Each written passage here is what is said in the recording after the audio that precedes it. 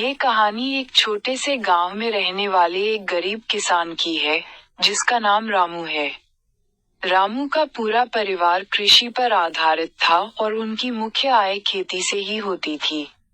वे एक छोटे से खेत में जैविक खेती करते थे और उन्हें खेती में विशेष रुचि थी। रामू की कहानी उस समय से शुरू होती है जब उनके पास बहुत ही कम सामग्री थी, लेकिन उनकी मेहनत और आत्मविश्वास की वजह से वे किसानी में सफलता पाने के लिए कठिनाइयों का सामना करते गए। वे सिर्फ जैविक खेती की तरफ ध्यान केंद्रित करते और खेत में उर्वरकों के बजाय उर्वरक की जगह खेत में खाद प्रदान करते थे। अपनी मेहनत और समर्पण से रामू की खेती धीरे धीरे फलने लगी। उनकी पैदावार बढ़ती गई और उनकी मुनाफा कमाने की क्षमता में भी वृद्धि हुई।